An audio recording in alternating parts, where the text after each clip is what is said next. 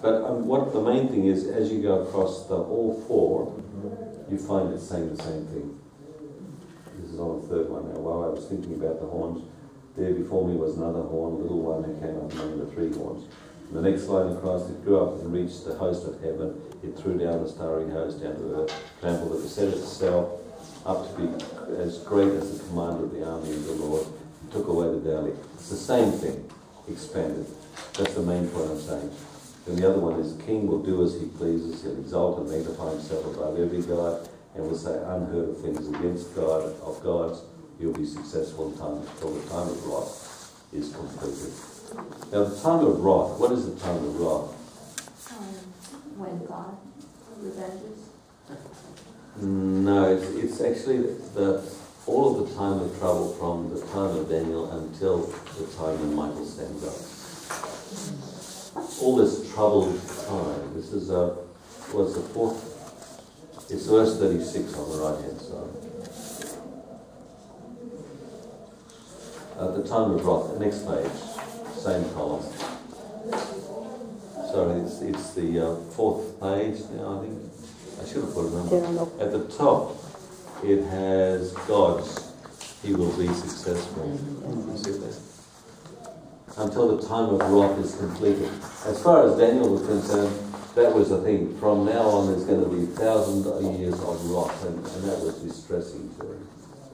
But God's saying at the end of it, the time of trouble where evil is allowed to do bad things to good people is going to come to an end. And the expansion of that is in the second and fourth vision.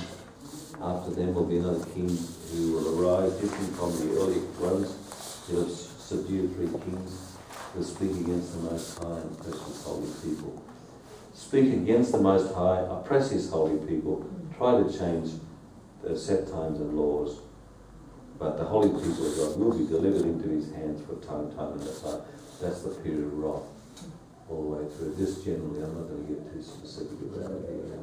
So you don't separate the Roman kingdom from the Holy Roman Empire. Well, you sort of keep them together. Here it doesn't make it clear line. It doesn't make it clear line. But it does say there will be a king coming up among these kings of this divided kingdom who will be unusual, different from the others, and his direction of his fight is up to God. Right.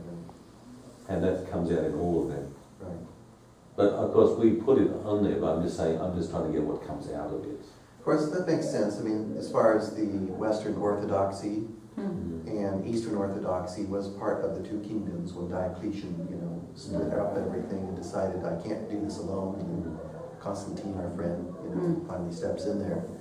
So, but once again, you're seeing this battle between righteousness and politics. There's a whole lot of fighting in politics which has nothing to do with God's kingdom. Right. They trample on the holy city each way they go. Right. When the king of the north comes south, tramples on Jerusalem. When the king of the south comes north, tramples on Jerusalem. It looks like two elephants fighting each other, but they're trampling on the grass. And the grass is God's people. Doesn't matter whether it's king of the north or king of the south fighting who, all the way through they're persecuting God's people. Satan is actually using all of this stuff to trample on God's people. That's what the fight really is, but you only see the elephants fighting at the top. But it's the grass or the ants, whatever it is. Because people are being hurt every time. Because that's where Satan's Hades actually. This other stuff's just a game. The game of kings, game of thrones, power. So then we have this thing that wasn't in the first one because he was pagan and he didn't care, the judgment. This is judgment.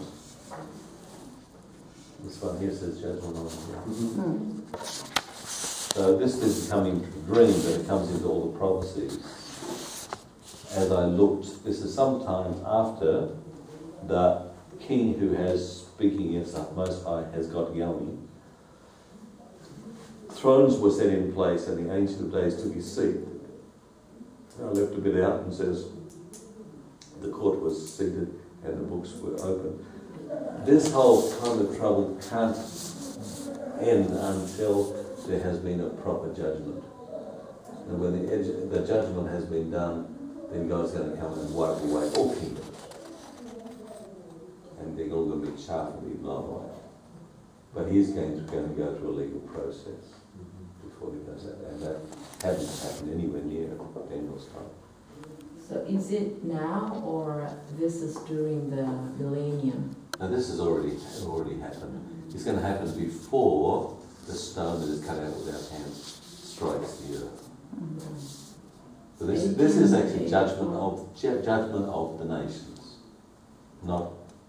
It's not judgment of the individuals. Yeah. So this has begun ever since 1884? We believe that when Michael stood up, which is in Revelation, it was in Daniel 12, that it begins to do that, and there also is time of trouble after that. Then there's a twofold resurrection at the end of that. By the way, it's interesting that in the twofold resurrection, every part of the Bible, it's always the good first and the bad second. Even in stories, it's always good first, bad second. It always has that order that we see it as pre-millennium and post-millennium. But it was never clear in the Old Testament, just the order was always clear. The court will sit, verse 26 at the end of that page, and power will be taken away, and His power will be taken away and completely destroyed forever. And in the third version it says, He will be destroyed, but not by human power. And then if we just go to the last one, because I know we're taking a lot in today, but I just wanted to do big picture stuff. The kingdom of God, in the first one is a rock cut out without hands. The second one, it's one like the Son of Man coming in the clouds of heaven. There's not a clear division here between the coming of Jesus to the judgment and the coming of Jesus to the earth. It seems to follow in that order, but it's not really, there's no line clearly marked between them. Comes to the ancient days, then comes to the earth. But anyway, don't want to get into that. His kingdom is one that, because we just don't have time to deal one by bit. We can come back to anything you like, but we'll never get to the end otherwise. But you see, the kingdom is one that will never be destroyed, and on the right hand side, they'll be like stars forever and ever. And then the expansion, a kingdom that will never be destroyed, nor will it be left to other people.